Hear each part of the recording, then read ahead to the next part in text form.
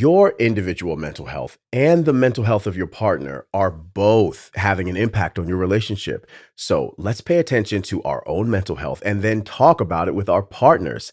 Is it you or is it them? Is it both of you? How is mental health impacting your relationship? How can you and your partner better provide mental health and emotional support to one another? That's a really fundamental question. Yeah.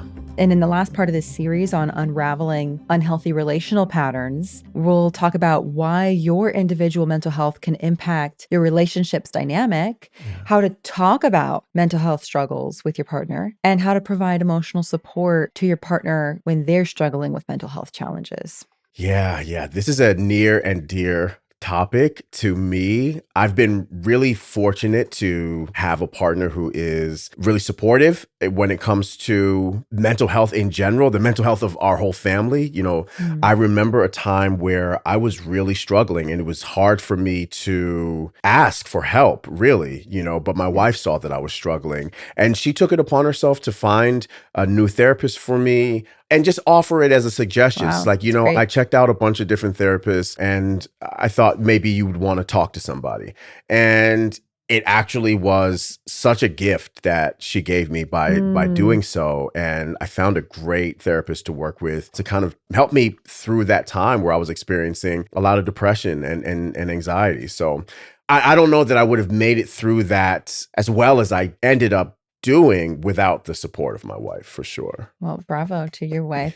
Yes. This reminds me of a time a few years back. I actually had a miscarriage at 3 months pregnant, and I'm so just sorry. going through that. Thank you. Just going through that loss was quite heavy for me for many months, and I remember having to ask my partner for help because I felt overwhelmed with the prospect of having to look for someone to talk to, like a therapist. Like, Yeah.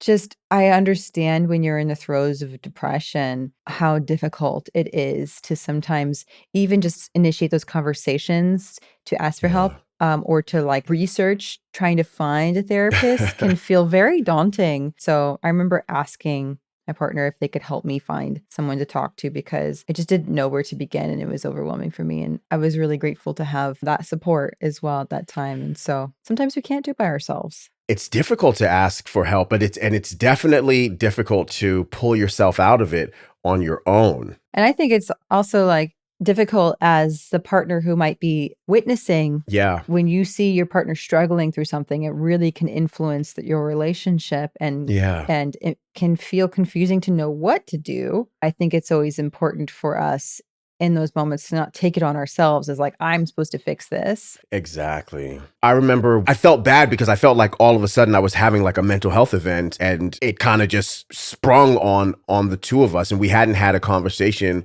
ahead of time like, hey, how should we support one another if we ever find ourselves in the throes of anxiety or depression or or like you said, if we suffer a significant loss or something like that, how can what's our plan? Like couples are encouraged to plan for their finances, for their future, retirement, all kinds of stuff. But what if I end up struggling mentally?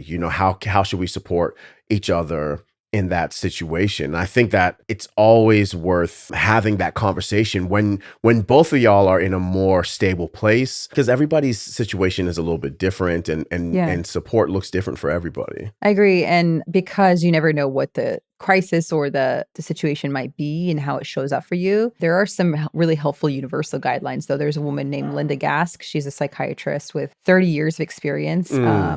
Had gone through depression herself and she talks a lot about how to support your partner with their mental health struggles. And she says, like, above all, we just got to be considerate, like really show care and support, like that we're there to support them. Usually when someone's struggling with mental health, they're going to avoid or not do the activities that they normally do. And so inviting them to exercise and move their bodies, inviting them to do some of the things that they've once found enjoyable can be helpful. And then to recognize that we need to be a good listener, but not their therapist. Yes. Listening to your partner, encouraging them to talk about what's going on, to create a safe space that's not judgmental or blaming or shaming. And you don't need to have the answers or solutionize the problems or take offense, in encouraging them to find help.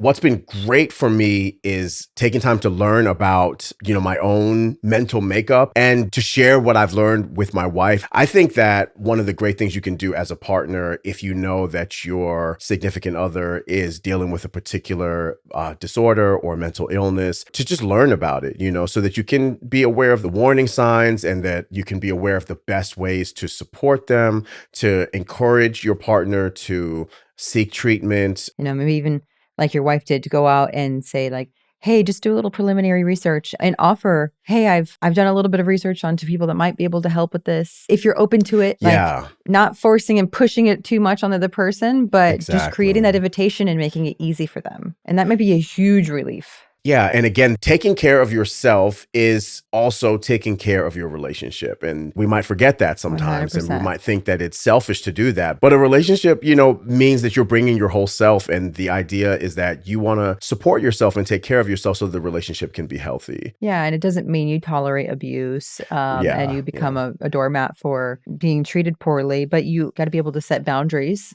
still Yeah. and have Yeah. your own support system. Because sometimes when our partner's going through a hard time, they're not available to hear our feelings out and to listen to us without perhaps exacerbating the problem. So it's really important that we find support system for ourselves as we're going through that, to know how to navigate, to know how to like de-stress our own system and show up Yeah. in the best possible way. Absolutely. Because in this day and age, everybody's going through it. So if it feels safe, if it feels comfortable to do so, have a talk with your partner about how you would like to be supported when it comes to Mm-hmm. your mental health, and asking them how would they like to be supported when it comes to their mental health.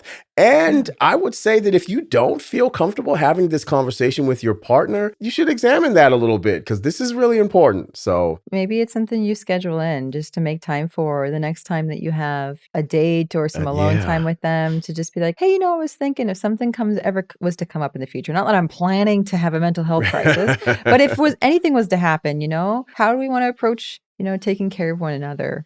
Like, what's Yeah. the game plan that we can go to, and make it casual and make it loving and caring? And I think that's going to only bring you closer. Yeah, because it increases the feeling of safety and trust that you have with your Yeah. partner. Definitely encourage you to have those conversations with your partner. And if you are struggling with your mental health right now, please don't be ashamed of that. Do whatever you can to support yourself. We got tons of resources in the Balance app to help you as well.